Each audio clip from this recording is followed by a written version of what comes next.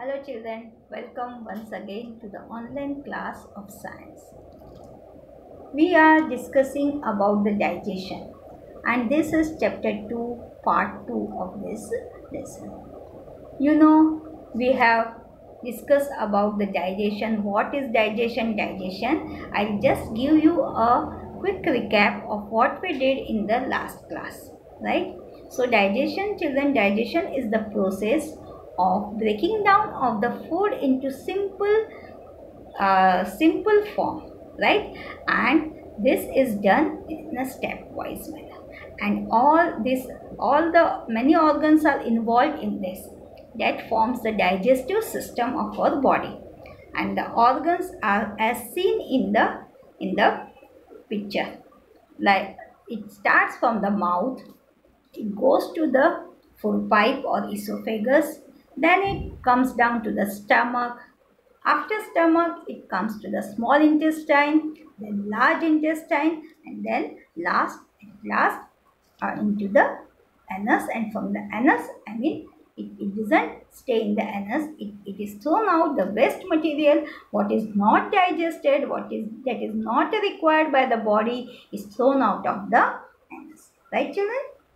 So, see, and this is the diagram of digestive system, like I have explained to you in the last class, right?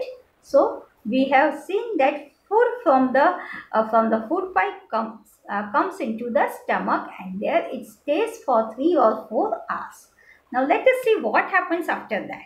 So after the food stays for 3 or 4 hours in the stomach, from the stomach the food passes into the small intestine. And you know how is our small intestine? Small intestine is a long coiled tube. As you can see, it is very long. Okay, it is the longest organ in the digestive system, you can say, and it stays coiled in our body. Okay, and inner wall of the small intestine produce certain juices. Again, these juices are also helpful in the digestion of the food. Other organs, I told you, other glands are also there. They give their digestive juices, okay, like liver and pancreas. They also produce juices, and they are again poured into the small intestine, so these juices again helps in digestion of the food. They mixes with the food, whatever food. After a little digestion, whatever food comes into the small intestine from the stomach, that is again digested by these juices. Okay, it mixes with the juices and the food gets completely digested, you can see. Okay, and then the digested food is in a simple soluble form, right? It is in a simple soluble form, and then it gets absorbed into the blood. Okay, so the walls of small intestine. Okay, I told you the walls of the small intestine, the even the juices are poured into the small intestine, so it gets absorbed, and then the blood carries this absorbed digested food to all parts of our body, right? So this digested food is used to produce the energy, right? Because with the blood, it goes to all parts of our body, and every part gets the digested food with the blood, right, children?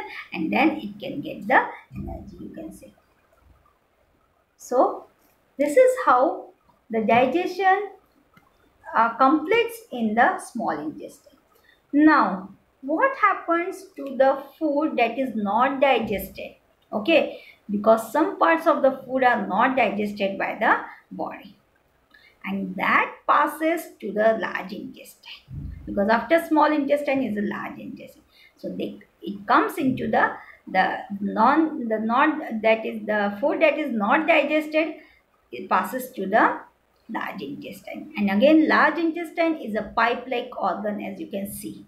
Okay, and now what happens? The water from the water content is there in the undigested food, that is absorbed by the large intestine, and the solid waste that remains, okay, that is thrown out of our body through the anus. That is the opening called the anus, right? So this is how the full process of digestion takes place, children. Okay. Now, apart from the good digestion, okay, we need to have the good digestive system in our body. Means the digestion should be good in our body. Okay, but how we can ensure that our digestive system is working nice? Okay, for that we should follow some good eating habits. Okay, like like we should eat our food at fixed times. Okay, there are certain rules.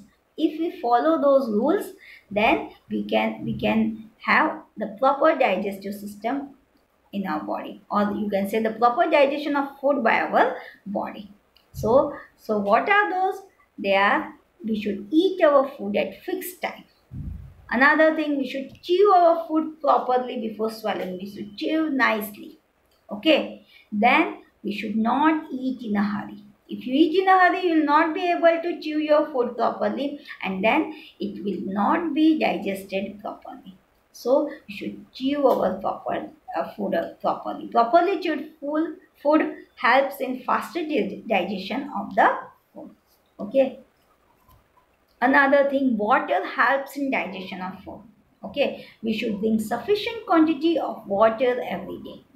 Right, children? Apart from this, for the roughage part, we should eat lots of vegetables and fruits. Also for the vitamins, they give us nutrients to keep our body healthy. You know that very well, right?